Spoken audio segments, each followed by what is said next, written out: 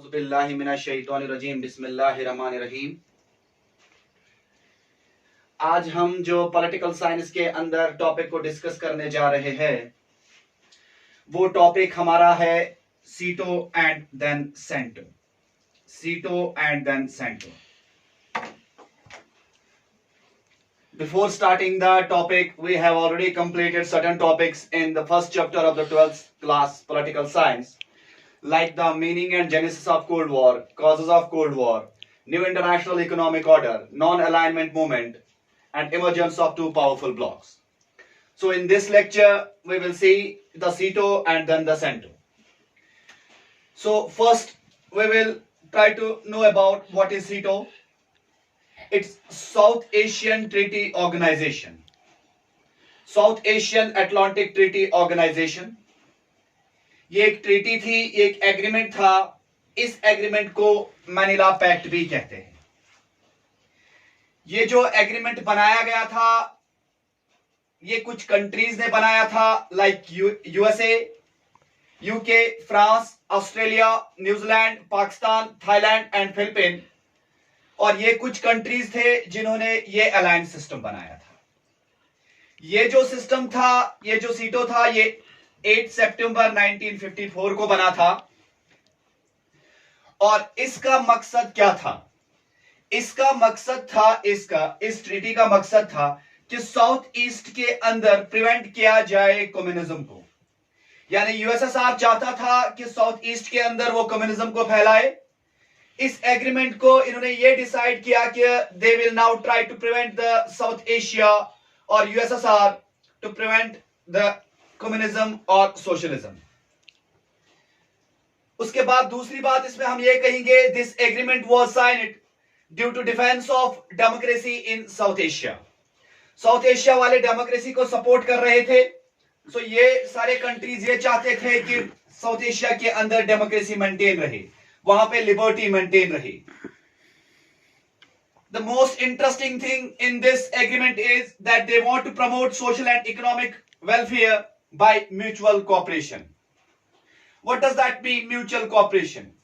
UK, USA, France, the members of the CETO decided themselves that they make a strong cooperation with each other in order to promote the social and economic conditions of Southeast Asia.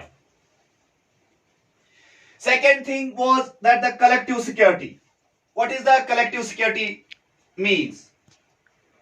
Actually, the word or the term collective security is an aspect of international relations, or is an aspect of international law, principle of international law, in which attack on any country is regarded as the threat of all countries. So collective security इन्होंने demand की, इसलिए इन्होंने सीटो बनाया। उसके बाद जब इन्होंने ये सीटो बनाया, ये 8 सितंबर 1954 को बनाया। इसका हेडक्वार्टर इन्होंने बैंकॉक के अंदर रखा। बैंकॉक जो है वो थाईलैंड की कैपिटल है। और अपने इस सीटो एग्रीमेंट में इन्होंने प्रीएम्बल रखा और 11 आर्टिकल्स रखे। सो इन शॉर्ट में हम कहेंगे सीटो का मकसद था कम्युनिज्म को रोकना कि कहीं वो साउथ ईस्ट एशिया के कुछ पार्ट्स में फैल ना जाए।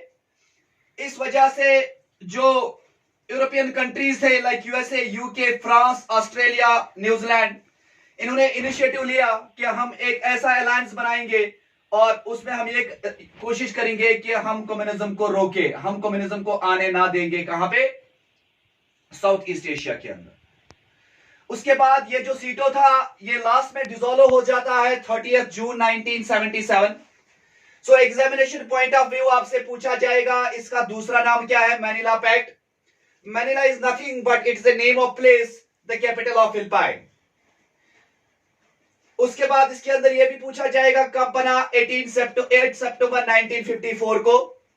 डिसॉल्व कब हुआ? 30 जून 1977 को। इसके अंदर मेन कंट्रीज कौन से थे? USA, UK, France, Australia, New Zealand, Pakistan, Thailand and Philippine. और इसका हेडक्वार्टर हुआ करता था बैंकॉक के अंदर। मेन एम इसका एक ही हुआ करता था, that was the collective security. Second was the prevent of communism. Hope so कि आप सबको समझ में आया होगा कि सीटो क्या था। उसके बाद दूसरा एक एग्रीमेंट हुआ था, that was the CENTO, central treaty organization. Central treaty organization जो है, सेंट्रल ट्रीटी ऑर्गेनाइजेशन को हम बगदाद पैक्ट भी कहते हैं। सो ये जो एग्रीमेंट था, ये जो अलायंस सिस्टम था बगदाद पैक्ट, ये बगदाद पैक्ट जो है ये between the PM of Iraq, Pakistan, Turkey and UK के बीच में हो चुका था। सो इस सेंटो के अंदर इसके बाद इसका नाम रिनेम कर दिया जाता है, पहले इसका बगदाद पैक्ट, उसके बाद इसको रखा जाता है Central treaty Organization. So it was renamed as Central treaty Organization in 1958। 1955 में ये बना था 24 फेब 1955 में सेंटो बना था, और उसके बाद इसका नाम रिनेम कर दिया जाता है 1958 के अंदर रखा जाता है Central treaty Organization. So it was a military alliance of the capitalist bloc. सो इसका मकसद भी जो था वो प्रिवेंट था करना, किसको? कम्युनिज्म को और कैपिटलिज्म को बढ़ाना। उसके बाद it was a plan for economic integration of waste European countries, यानी वेस्ट यूरोपियन कंट्रीज ने एक प्लान बनाया कि हम इकोनॉमिकली अब डेवलप हो जाएंगे। So it was some sort of plan. लेकिन होता क्या है, सेंटो के अंदर पाकिस्तान पहले इसका मेंबर होता है, पाकिस्तान वुड विथड्रॉ सेंटो इन 1979। उसके बाद सेंटो जो होता है वो अनइफेक्टिव हो जाता है। इस सेंटो को और एक नाम से जाना जाता है मिडिल ईस्ट ट्रीटी ऑर्गेनाइजेशन, और इस सेंटो का मकसद जो था वो था mutual cooperation in field of social, economic and political. Moreover, the interesting thing is there was concept of non-intervention. The countries decided themselves that we cannot make any sort of interference in the internal affairs of each other. So ये जो CentOS था, it was to prevent south expansion into the Middle East. यानी ये चाहते थे communism को, socialism को, south expansion को रोकना कि कहीं वो फैल ना जाए मिडिल ईस्ट के अंदर।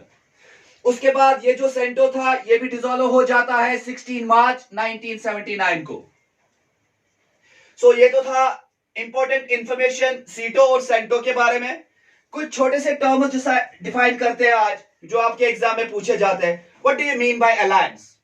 Alliance means the agreement between the two countries, यानी जब दो से ज्यादा कंट्रीज आपस में एग्रीमेंट करते हैं in order to promote the social and political condition या अपनी मिलिट्री स्ट्रेंथ को बढ़ाने के लिए, उसको हम कहते हैं alliance. The best example is the NATO and Warsaw Pact, first thing. Second thing, bipolarity. Bipolarity किस चीज को कहते हैं? After the end of the Second World War the concept of bipolarity came into emergence. The two super powerful blocs came into emergence. One was USA, second was USSR. So in simple words, when the whole world is dominated by, when the whole political system of the world is dominated by two super powerful blocks, this is called the bipolarity. Next is unipolarity. Unipolarity means after the end of the Cold War, the new concept came into existence, that was the unipolarity. It means that when the whole political system is dominated by one supreme power, and in the contemporary era this supreme power is USA. उसके बाद collective security किस चीज को कहते हैं? मैंने आपको कहा collective security is actually the principle of the international relations in which attack on any one country is regarded as the attack on all countries. So collective security इस चीज को हम कहते हैं। सो ये प्रिंसिपल है इंटरनेशनल रिलेशन का। सो आज के इस टॉपिक में हमने डिस्कस किया सीटो क्या होता है, सेंटो क्या होता है, alliance, bipolarity, unipolarity and collective security. Hope so कि आप सबको समझ में आया होगा। Before concluding my topic, I am requesting my all well wishers, do not forget to subscribe my channel. The name of my channel is Oceans, Origin of Creative Energies and Neo Sciences. Do not forget to press on the bell icon. Thank you so much.